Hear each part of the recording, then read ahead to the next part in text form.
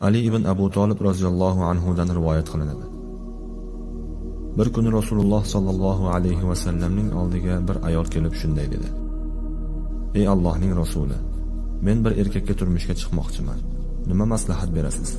Payg'ambarimiz sallallohu alayhi va sallam kulib javob berdilar: "Erni ayolning ustida haqqi ko'p.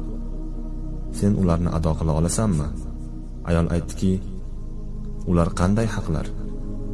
Payg'ambarimiz sollallohu alayhi va sallam aytdilar: "Agar sen uni xafa qilsang, unda sen Allohga qarshi chiqqan bo'lasan va seni namozing qabul qilinmaydi."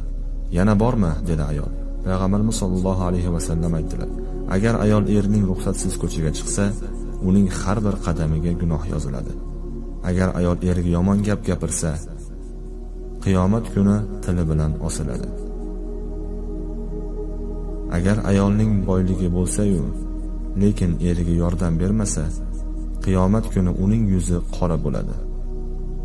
Agar ayol erining molidan o'g'irlab, uni boshqasiga bersa va kechirim so'rab tavba qilmasa, Alloh uning zakotini va sadaqasini qabul qilmaydi.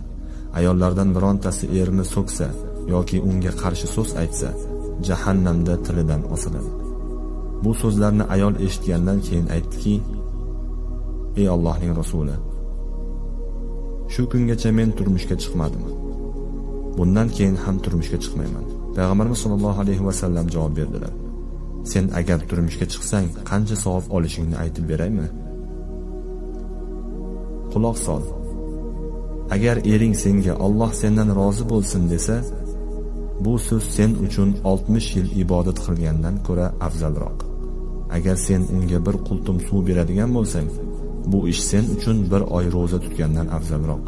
Agar eringni yotog'idan turib g'usl oladigan bo'lsang, buning uchun sen 1000 marta qurbonlik qilganni savobini olasan. Agar eringga nisbatan ayyorlik qilmasdan dunyodan o'tsang, osmondagi farishtalar sen uchun tasbih aytishadi. Ering bilan o'yin kulgu qilganing uchun esa 60 ta qulni ozod qilganni savobini olasan. Agar eringni molini himoya qilsang, uning qarindoshlariga yaxshi muomalada bo'lsang, 5 vaqt namozingni o'qisang va Ramazon ro'zasini tutsang, bu sen uchun 1000 marta Ka'bani tavof qilgandan afzalroq."